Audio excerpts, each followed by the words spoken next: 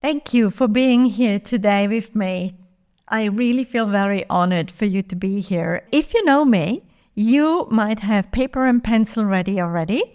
If you don't know me, nice to meet you. I'm Tanya, and I'm guiding you through the habits and how to become resilient for 2025. Hello, and a warm welcome to my brand new podcast show, Your Fertility Counsellor. I'm your host, Tanya Fessler, and together we will dive into all things fertility, offering support, expert insights, and practical evidence-based advice for anyone navigating their fertility journey. So grab a cup of tea and make yourself comfortable. Let's get started.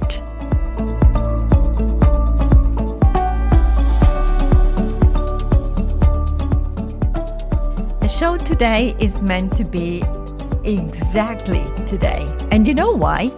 It's the time where actually lots of people have created fantastic and amazing and inspiring habits for 2025.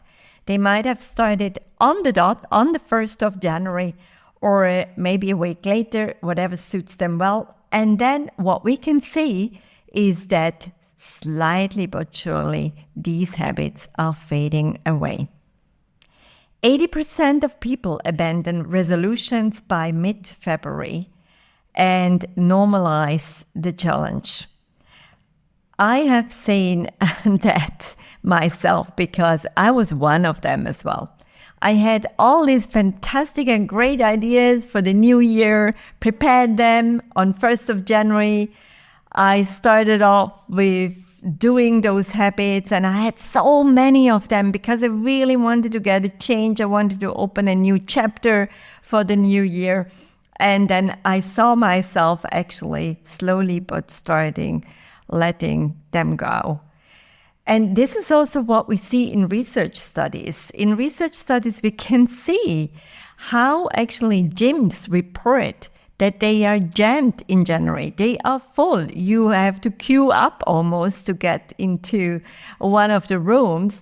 And slowly but surely, they start to desert and be deserted by March, actually. By March, the gyms are empty again and you get full access to all what you need to do if you are one of those that is resilient. So this episode isn't about blaming ourselves, but it's really about understanding the why this happens and how to create habits that last. So first of all, let me share a little bit more about why habits fail. Number one, overloading willpower.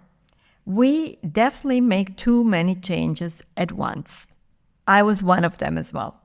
Number two, not sustainable. People set goals they don't enjoy or are impractical.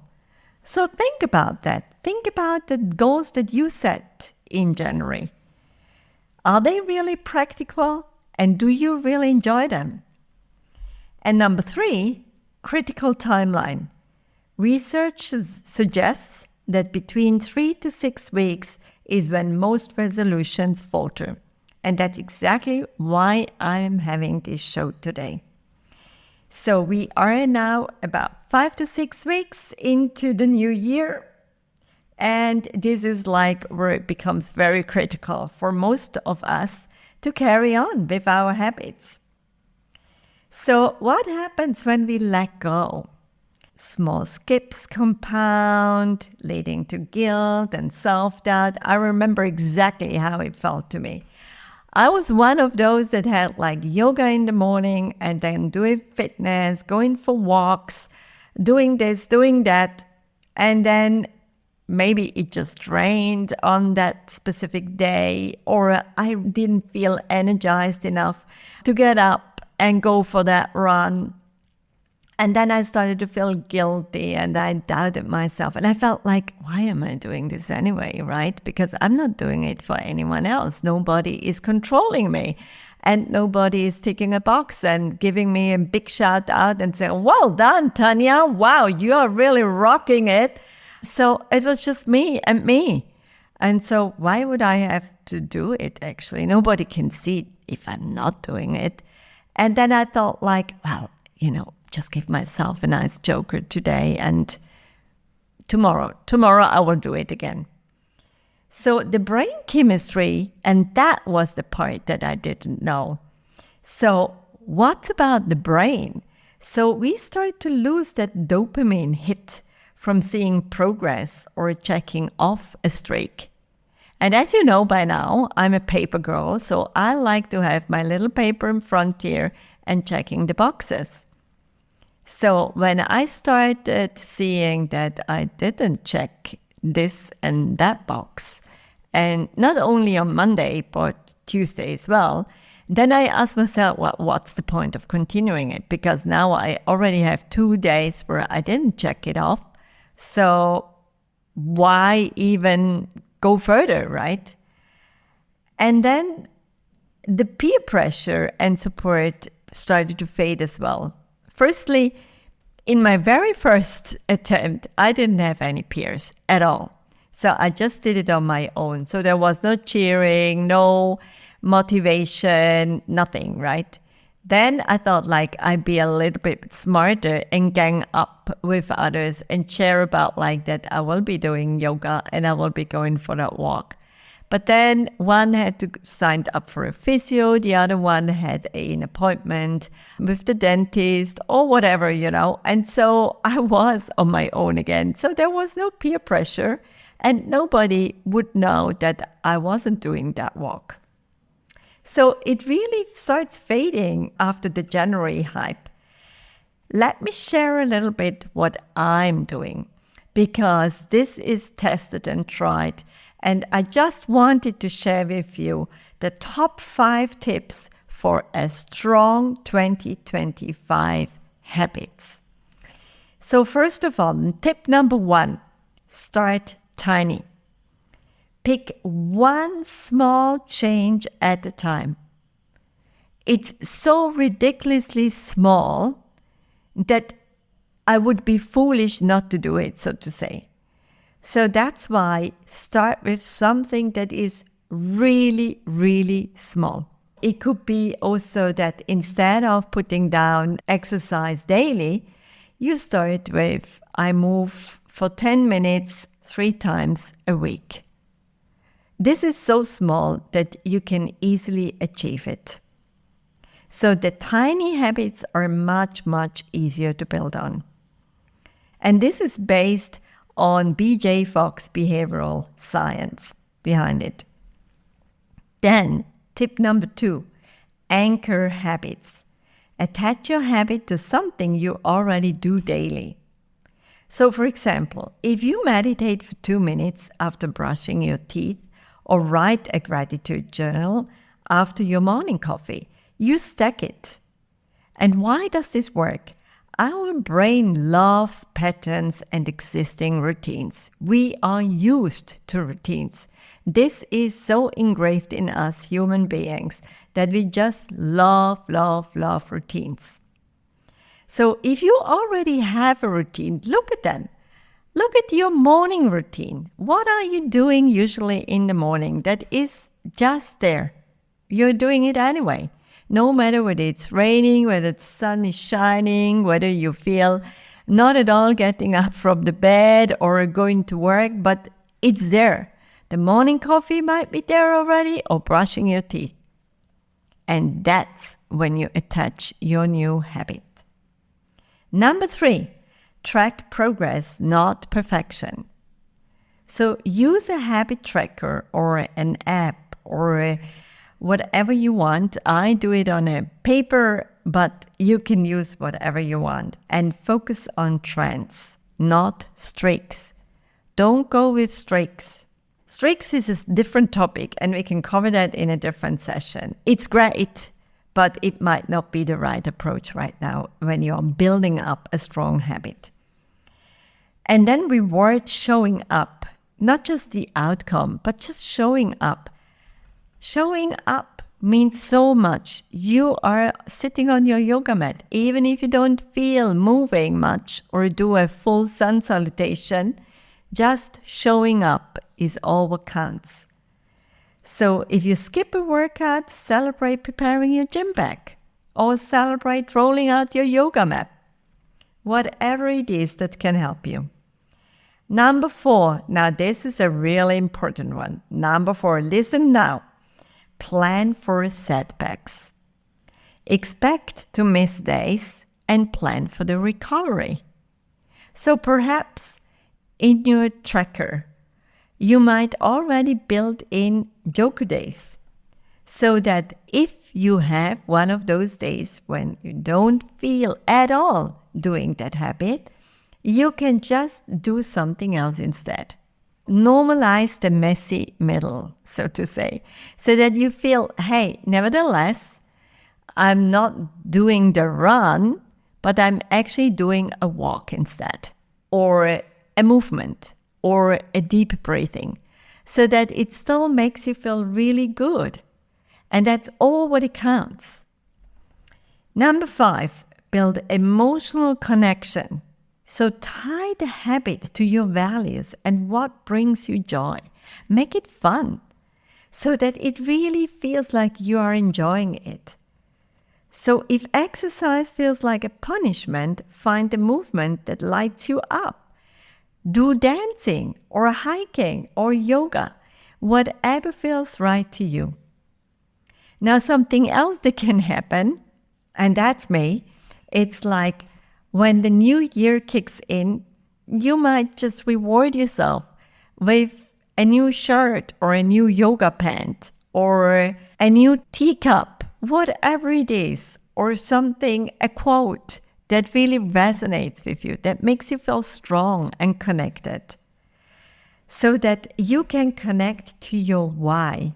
It's so important to always reconnect to your why. Why am I doing this?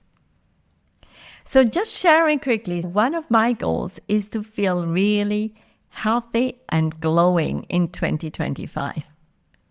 And I chose glowing because glowing for me is that light that really comes from within and radiates throughout my body, but also throughout my brain. It really helps me to feel, to lighten up and feel strong about my goal, but also about this habit.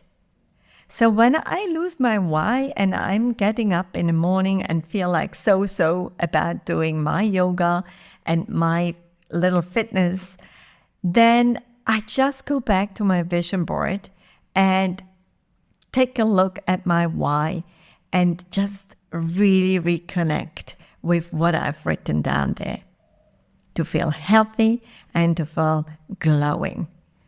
So this is what I wanted to remind you of. So when you start writing down your new habit, start with the why. Why am I doing this? So whenever the critical time comes back to you, you can go back to the why, read it out loud to yourself so that it's a great reminder why you are doing this.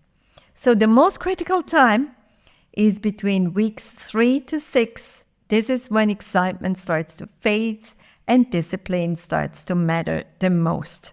The brain resists change, so we need this little extra reinforcement here.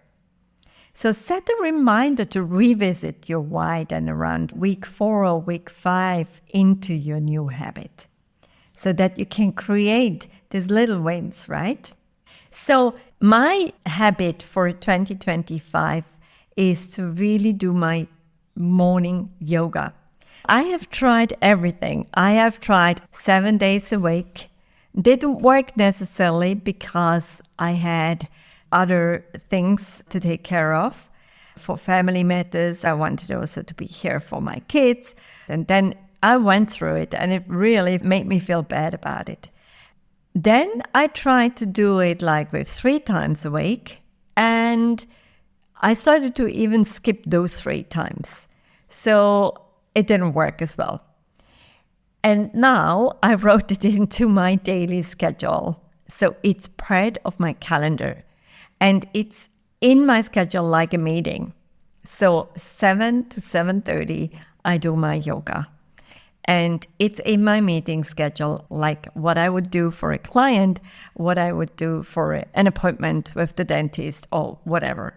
So I'll make sure to be on time there. And I do it from Monday all the way to Thursday.